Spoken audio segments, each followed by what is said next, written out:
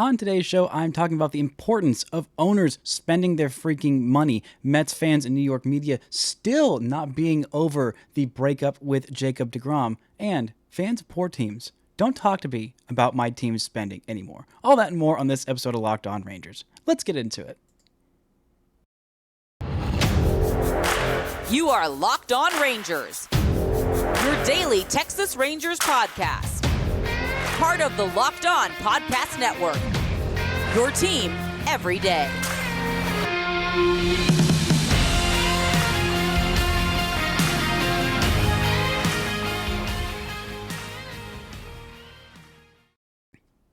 You are locked onto the Texas Rangers. I'm Bryce Patrick, a cripplingly addicted Texas Rangers fan since 2010, the founder and host for all 4 seasons of this Locked On Rangers podcast. Thank y'all so much for making Locked On Rangers your first listen every single day. If you're not already, you can follow me on Twitter at Bryce Patrick. You can follow the show at Locked On Rangers and subscribe on YouTube, where the best way you can help grow the show is to comment anything below. Thank y'all so much for 1,500 subscribers. That's all well and good, but we have got to get to the most important news in baseball, in sports, I think, in the last 24 hours to happen. Carlos Correa is not going to the San Francisco Giants anymore. The Giants, about an hour before their press conference to announce the official signing of Carlos Correa to a 13-year, $350 million deal, they postponed it because there was an issue with the physical. We don't know what the issue was. I know that it's not a back issue. I don't think it was. Maybe it was a shoulder issue, but the only thing I know for sure is that it wasn't a back issue. It seems like reporters for the Giants were trying to go, body part by body part of figuring out where the issue was. But the Mets thought, okay, that's fine. We'll go and sign him because we've already signed everybody, so why not sign one more? Carlos Correa signed a 12-year, $315 million deal with the New York Mets after that contract fell through. I don't know if that's been officially declared yet. I think so. I think that it's been officially said because Steve Cohen has already commented on it, so I think the deal has gone through after failing a physical. The Mets or seeing something that other team didn't like in their physical, the Mets decided to go get a player. And I have to imagine that Kumar Rocker is kind of scratching his head there. He thought, well, there was something you didn't like with my physical, and you didn't tell me, and you wouldn't pay me $10 million for it, but Carlos Correa can do it. Carlos Correa can do it, and he gets 12 years, $315 million. I feel like there's a little bit of a discrepancy there. And, I think it worked out fine. I'm hoping Kumar Rocker will end up being great for the Rangers to kind of spite the Mets. But Scott Boras, of course, his Carlos Correa's agent, says he's healthy. Everything's fine. Everything's totally fine. There was no reason for this. We gave them ample time to make a move and to respond to the Mets counter offer, and they didn't. So he's signing with the New York Mets. The Giants GM had something different to say. He said they couldn't comment on the players' medicals, but he basically said, Scott Boras, you lying. You wild. You absolutely wild for this. But Scott Boras is wild for this. He is wild for getting a lot of money for his clients, and he did so out of the Rangers last year with 2 of his biggest clients, Marcus Semien and Corey Seager, both striking up massive deals. The spending is absolutely wild. There are a few more Rangers connected moves that happened in the last couple of days. Brandon Drury, who I thought the Rangers might think about getting as their outfield/utility guy, he went to the Padres for 2 years, $17 million. Actually, I think that's right. Adam Ottavino, who is a New York Met, who I in last week's episode said would be my top choice for the Rangers to go sign if they are going to sign a bullpen arm. He signed back with Mets, 2 years, $14.5 million. Matt Carpenter, former Ranger great, signed a 1 year with, I believe, an option for the second year, $12 million deal with the Padres. And former Ranger great Jordan Lyles signed a 2-year deal with the Royals. So, lots of very, very important moves. And there's been a lot of large moves this whole offseason, and specifically around where the Brandon Drury did not go to the Padres. He went to the Angels. I got my my name's mixed up. But speaking of the Angels, there have been a lot of moves the Angels have been making, and I went back to go and take a look at what all these AL West teams have been doing, and there might be a few moves that you kind of forgot about. The Angels traded for third baseman Gio Urshela for a minor league right-handed pitcher. That was back on November 18th. Urshela had a quietly pretty decent season with the Twins last year. They also acquired Hunter Renfroe for a right-hander Jansen Junk and Elvis Peguero and a minor league lefty. The Astros, of course, made their deal with Jose Abreu, a 3-year contract, a big deal for them, adding a first baseman. The Mariners, they made a trade to get Jesse Winker out of there, and also Abraham Toro out of there as well. Second baseman Colton Wong was headed to Seattle. Then we had the Angels who signed Carlos Estevez, pretty solid reliever as well. We had the big deal for Jacob deGrom. Rangers obviously did that. Then we had the move for Justin Verlander, who went to the New York Mets, which I'll get into in a second when I am bringing up how Mets fans are still mad. Obviously, we had the big old Trey Turner deal. That was a $300 million deal. We also had Mitch Haniger, who left the Seattle Mariners to go to San Francisco, had another massive deal. Aaron Judge getting $360 million. The Padres signed Sander Bogarts to a $280 million deal. This is a lot of teams that have players that already had no need for these, no specific need for these players. Were pretty good adding big money, and I think that is an important thing that the Rangers will be a part of in the future. There are basically 4 teams that are just spending FU money right now. It's the Mets way up there. It's the Yankees, and well, if you look at the last 3 offseasons, the Rangers have spent the 3rd most money in baseball behind the Mets and the New York Yankees. There are also other teams that are spending FU money. The Phillies are no surprise. They have Dave Dombrowski. His whole entire model is spend a crap ton of money, and owners won't hire him unless they are ready to do so. The Phillies have been willing to do so. They went to the World Series last year, and then they added a $300 million shortstop. The Padres have plenty of talent all around. They didn't need Xander Bogaerts at all, but they're going to completely refigure all of their defensive positions to go and get that guy. The A's, well, they got a little bit worse, and they made a trade as well. And the A's have also made a couple of signings that I low-key really like. Brantley went back to the Astros. There's just been a lot of deals that have been going on as of late. Drew Rushinsky out of the KBO is who the A's signed, as well as one other reliever. I can't remember exactly who it was. But anyway, that's all to say. These teams are making some freaking moves in the AL West. Feels like the Mariners should spend a little bit more, and I'll get into that a little bit more later. Plus, some Mets fans and a column from a certain New York media elite that has sent me into a white-hot rage this afternoon that I'll get into in just a second. But first, this episode is brought to you by BetOnline. BetOnline.net is your #1 source for sports betting info, stats, news, and analysis. You can get the latest odds and trends for every professional and amateur league out there, from pro football to college bowl season to basketball.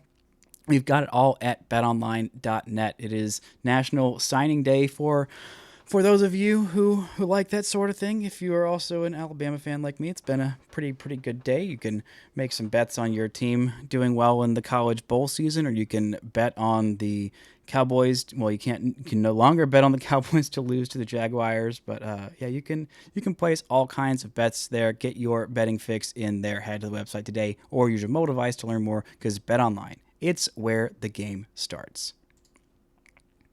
Now, Jon Heyman is theoretically a journalist, and I gotta believe that if I didn't earn my block from him on Twitter, I don't brag about being blocked by pretty much anybody on Twitter, because it feels kind of petty and stupid to celebrate annoying someone to the point where they no longer want to see your face. It's not really a win. But with some people, it feels right. This summer, Heyman was just absolutely slamming Joey Gallo when he was already on the Dodgers for just no reason, just catching strays, and I dunked on him pretty hard and caught a block, which feels right. And if that didn't happen this summer, then it definitely would have happened this winter for all the trash that Jon Heyman has been talking about Jacob deGrom since he left. We had WFAN radio guys, complaining about how deGrom didn't send a nice handwritten thank you to every single Mets fan, or buy out an ad in the paper, or whatever nonsense that he was supposed to do. We saw Mets fans saying that they were aggrieved that deGrom in his Rangers press conference said that the Rangers were committed to winning a World Series. They thought, oh, it must be a slight to the Mets, who are definitely who he doesn't think are committed to winning World Series. He didn't say that. You're just making it about you when it's not about you, which is a real New York talent, but especially for New York media like one Jon Heyman. When he was tweeting out his column last night, I guess congrats to him for getting this Correa news. You kind of saved yourself from the arson judge nonsense. He tweeted it at, I believe it was like around 3 a.m. Eastern time, around 2 a.m. Central time. And since I keep goblin hours, I was awake when this happened. So that was really, really fascinating. But anyway, his column last night was about how the Mets are glad to be rid of old Jacob deGrom. This is what he said when he tweeted it out. Quote, Mets great trade. Aloof part-time ace deGrom for determined, dedicated, all-time, one word, great, Justin Verlander. By the way, all-time is hyphenated. You should know that, but apparently you don't have an editor on your tweets. And I've made the mistake of reading the column because I wanted to get mad because content. But, oh boy, there is a lot of... Well, I can't swear on this podcast anymore. There's a lot of nonsense, a lot of malarkey going around in this New York Post column. Let's start with the headline. It says, Mets Jacob deGrom - Justin Verlander swap is the best trade of the offseason. Well, false. It's categorically false. It's obviously someone in the Sean Murphy trade. Granted, there haven't been a lot of trades this offseason. It seems like a lot of teams are holding on to their prospects and actually going for it, which is great, but that's for another separate thing. But I think the Brewers inserting themselves into that deal and getting William Contreras for one prospect is got to be the best trade of the winter. Anyway, this is a quote from old Jon Heyman in that article. Anyway, the Mets should consider themselves fortunate deGrom had no great interest in staying a Met and shrugged off what looks like a half-hearted attempt to keep him. Earlier reports they'd offered deGrom close to $120 million over 3 years are said to be exaggerated, and if they even got to $110 million, they were outbid by 60% by the Rangers, which only shows Steve Cohen's Mets aren't only richer, they are smarter as well. deGrom banked $185 million, nearly $100 million more than Verlander, mostly because Verlander's birth certificate says he'll turn 40 this spring. In that case, I'll take age before absenteeism. There's a lot to process there. There's just a lot of horse crap flowing out of this guy's mouth. And let's start with the end. I'll take age before absenteeism. Does this man not realize Verlander did not pitch for 2 years out of the last 3 years at all? At all. In 2020, deGrom had a fully healthy season. He had a slightly snake-bitten 2021 season. He had a much more snake-bitten 2022 season. But if you look over the last 3 seasons, Justin Verlander has 181 innings. 6 of those were in 2020. 175 of them were last year. Jacob deGrom, the last 3 seasons, has 224 1/3 innings. That is more. That is significantly more. That is nearly a third more. Jon Heyman got me so mad, he had me doing math. That's how annoyed I am. But saying this is just a massive, massive trait in absenteeism. He has some other annoying quotes about how he just didn't want to be there and he didn't kiss the the boots of the brass of the New York Mets and how that was a bad look, and just how Verlander is so much better and a better leader. And who gives a crap about all of that nonsense? It does not matter. It does not matter. And he tries to make the point that Verlander is clearly way better than Jacob deGrom. Well, if you look at some of the advanced numbers for last year when Verlander won a Cy Young and Jacob deGrom pitched less than 100 innings, some of the advanced numbers really like Jacob deGrom a whole lot better. You go to the Baseball Savant page and let's open up Justin Verlander's tab. Okay, well, there are a lot of kind of red things in here. There's not a whole lot of blue. His extension's not super great. That's fine. His whiff rate is below league average. That's fine. Well, his fastball spin rate's the top 10% of baseball. There are actually only two other things that are in the top percent of baseball. He's in the top 6% of walk rate and the top 9% of expected ERA/WOBA. Now let's look over to Jacob deGrom, and we have just the reddest red freaking everywhere. Expected batting average, strikeout rate, chase rate, fastball velocity, walk rate, whiff rate, expected ERA/WOBA, all of those in the top 1 or 0%. He is the best at all of those things. Barrel percentage, fastball spin rate, extension. He is just good at literally everything. All of these things are better than Verlander. Let's look at them compared in 2021 at these advanced stats. Oh, well, we have Justin Verlander in the 0th percentile of everything because he did not pitch at all. At all. Also, deGrom is 5 years younger than him. Yeah, that's why he got 3 more years, maybe 4 more years when all is said and done.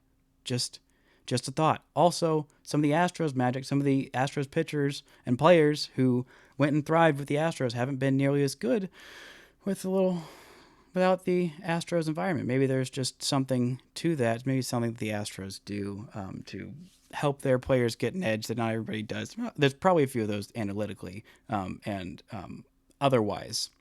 Certain spin rates going on with a certain pitcher who signed with the Yankees. Anyway, let's look at 2021. We're the top 100th percentile in fastball velocity, chase rate, strikeout rate, expected batting average, expected ERA, and WOBA. Top 99th percentile in expected slugging, walk rate, and whiff rate. Spin rate, top 13% of baseball. There is not a single bit of blue on this page for a just historically good 2021 season before injuries robbed him of that. He was an all-star that year. He had a 1.08 ERA in those 92 innings, just a little bit more than double. Verlander finally had his first year of a sub-2 ERA. This wasn't the last year in 2021 wasn't the only sub-2 ERA of his career. We're getting into a little bit more of these comparisons and why I'm just so mad, and so mad at other teams for clowning teams that do spend money, and the words I have for some of those fans. But first, did you know that driving high is considered driving under the influence? That's right, driving under the influence of marijuana is against the law in every state, even in states where marijuana is legal. That means driving high could get you a DUI. And if you think law enforcement officers can't tell when you're driving high, you're wrong. Your friends can tell, your coworkers can tell, even your parents can tell. Everyone can tell. So what makes you think law enforcement officers don't know you're driving high? Driving under the influence of marijuana can slow your response time and change how you perceive time and speed. So even if you think you're fine to drive when you're high, you're not. Because the bottom line is, if you feel different, you drive different. And driving high is driving under the influence. So remember, drive high, get a DUI. Paid for by NHTSA. Now, just a couple more comparisons before we move on and turn our ire towards fans of poor teams who are defending their owners for being poor. Jacob deGrom has 2 Cy Youngs in his career. Justin Verlander finally got more than him just this year. He had 2 Cy Youngs by the age of 31, which is more than Justin Verlander did by his age. By that age, Verlander only had 1 Cy Young and only 1 second place finish.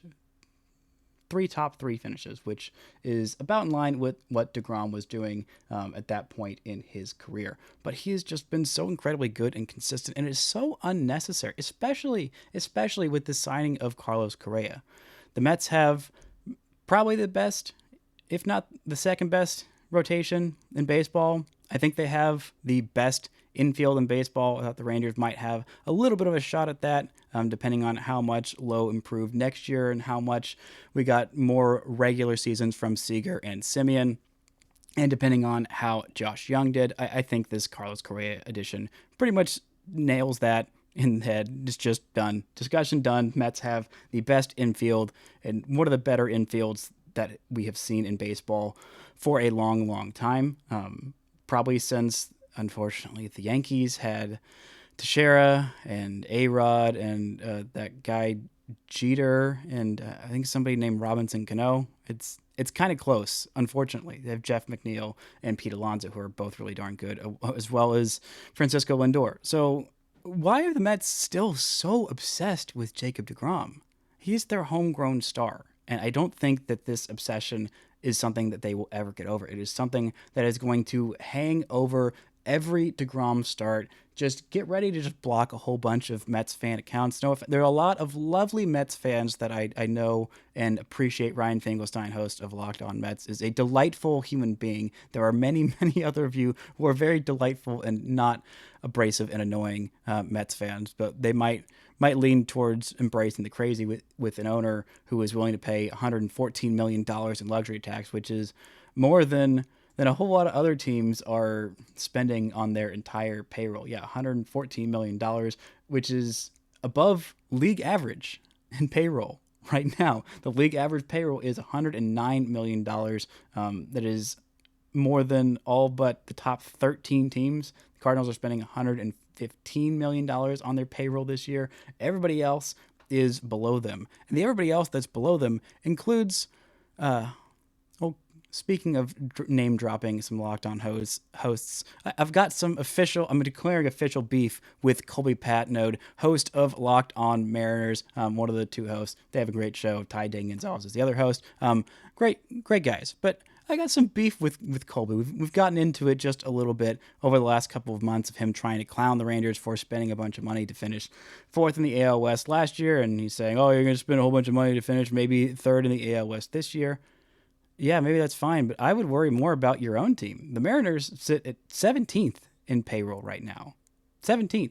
They are not spending a whole bunch of money, and I haven't seen a whole lot of reports of them being particularly close with any of these huge name free agents. The most that I saw them tied to anybody was to Brandon Nimmo. I don't think anybody was going to outbid the Mets for Nimmo with the 8-year, $160-ish million that he got. That was a lot of money, but it didn't seem like there were any backup plans. Now, I think the Mariners are a really good team as currently constructed. They made some smart trades. I think giving up on Jesse Winker pretty early feels like a bit much. They still ended up winning that trade because Eugenio Suarez was fantastic for them last year, but it's not to say they don't still have some holes. They did trade for Teoscar Hernandez, but there's always room to improve, and I feel like the Mariners were pretty content to just sit back and relax on a team that won exactly 90 games last year. And while that was solid, there will be some improvement by having Luis Castillo around for an entire year,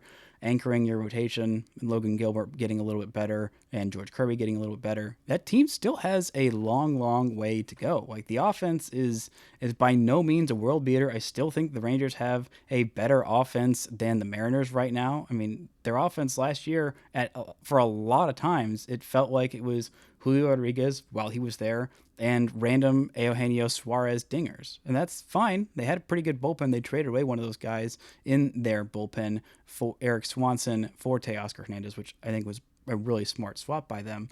But they should have been more active in free agency. A lot of these teams should be more active in free agency. And I feel like just all this criticism of big deals that just come out and, oh, well, that guy's going to suck when he's 40 years old and they're paying him $30 million. Yeah, he probably is. They almost all are. There aren't a whole lot of guys that age like Adrian Beltre that are basically at least 80-90% of themselves all the way until they retire and do it on their own terms. That's just not usually how baseball works. Usually it happens more like Robinson Cano, where thinks, oh, wait, that guy's still here. He's still doing things. And it just kind of peters out very, very slowly. Or they're Cole Hamels and they're 38 and haven't pitched in 2 years. Like, hey, I'm still here. I still kind of want to pitch, which I hope he does get a chance. And I hope he does do well. But that's not what you should be thinking about with these contracts. You are overpaying. They are all overpays. They are back pay for how little these guys get paid when they come up. These pre-arbitration deals. I mean, Nathaniel Lowe made so little money this year. He made less than $10 million.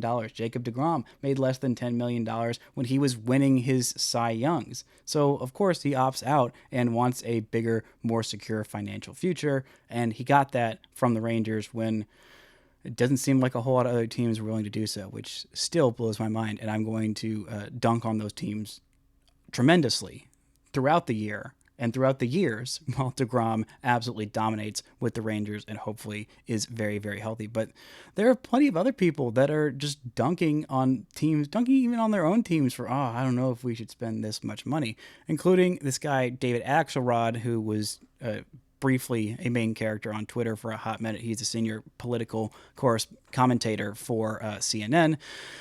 He said, he shared a story about the Carlos Correa signing, backing out and going to the Mets. And he said, quote, "As a kid growing up in NYC, I loved the Mets because they were plucky underdogs. Now they're the team anyone who loves baseball should root against, with a disreputable owner who is so blatantly trying to buy a title that you have to hope he fails." End quote. Well, I don't say this very often, but stick to politics, David. Stay out of sports, because why would anyone be rooting against their owners to spend money? That is the most baller thing, the most important thing that an owner can do. The fact that Steve Cohen went in there and in the first CBA with him being an owner, they established a new super luxury tax and called it the Cohen tax. Like, that's awesome. That's great for baseball. That's absolutely fantastic. And it's hilarious because for so many years, owners in baseball have been like, "Ooh, look at us. Look at us. We're the only league, we're the only major league that doesn't have a salary cap, so we theoretically can spend as much as we want." And they never do. None of them ever do. They all kind of wink, wink, nudge, nudge. All right, like gentleman's agreement, we're not going to spend more than this luxury tax. If we do, we're not going to do it that much. Then the Dodgers kind of saw that and thought, okay, well, the market inefficiency that we want to exploit the most is taking on bad money. So we're going to go and get Mookie freaking Betts for basically nothing for Alex Verdugo, who is a mid left fielder who I talked about on Monday's episode, and Jeter Downs, who was a fine prospect and ended up just being absolutely terrible and got DFA'd because the Red Sox didn't want to pay the rest of David Price's deal. They didn't want to extend Mookie Betts. They didn't want to extend Xander Bogaerts, so he ended up going to the Padres, and it's looking like they're probably not going to extend Rafael Devers, who is going to be free agent next year, who maybe the Rangers might take a look at, picking up where those Red Sox left off on their spending. But this is what baseball gets. This is what baseball needs. This is to the next point, to the next CBA. Other owners are going to be doing this. Maybe not to Steve Cohen's level of spending what I think they're at nearly 300 million on their payroll officially right now. Yeah, $297 million on their payroll and $114-ish million, give or take, I think, $2 to $3 million on those taxes that he's paying. So he's paying more on taxes than a lot of these teams are paying on their players.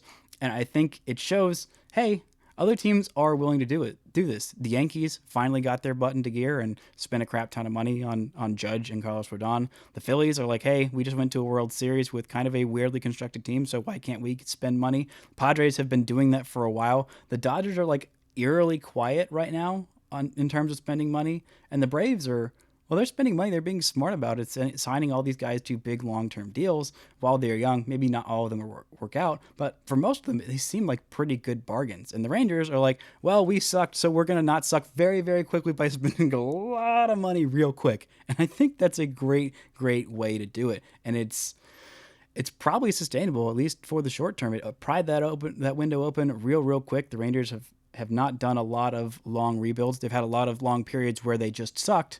It wasn't necessarily rebuilding, but in terms of how they built off of their championship window, there were quite a few years of them being mid. From 2010 to 2016, they were fantastic, one of the best teams of baseball. Then everything started going downhill. Adrian Beltre retired. Everything kind of went to crap, and they were caught in this mid zone, and they pivoted hard to spending a lot of money because that is what seems like the best way to get good really fast, is take advantage for all these teams that are just crying poor and spend your freaking money.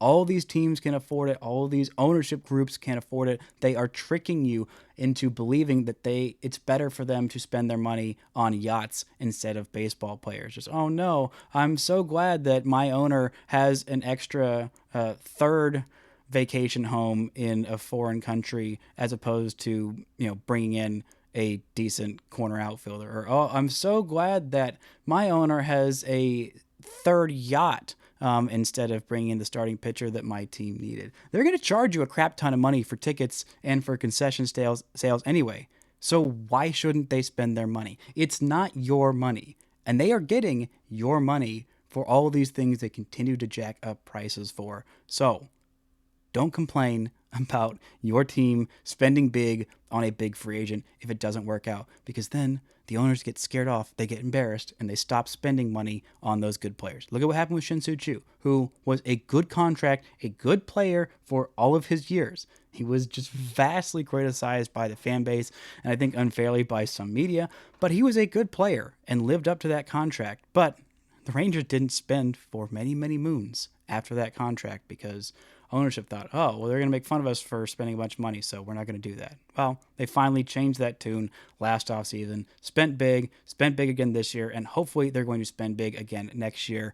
And maybe by this time next year, Mets fans will have gotten over their lost love in Jacob deGrom, and he can be just happy and thriving and dominating in Texas. That's going to do it for this edition of Locked on Rangers. Got an Festivus episode scheduled for Friday. It'll go live at midnight in your feeds. Just apologies in advance. My audio sounds like crap. I didn't realize that I had my mic levels all wrong. So it's still a very good, fun episode with some of the boys around the Locked On network, and a lot of fun. I will be going down to 3 episodes a week until around when spring training is starting. So just be aware of that. I don't anticipate doing another episode or recording another episode until next week, unless some news breaks, like if the Rangers get their butt in gear and sign Michael Conforto. Please just go do that before Christmas so we don't have to worry about it afterwards.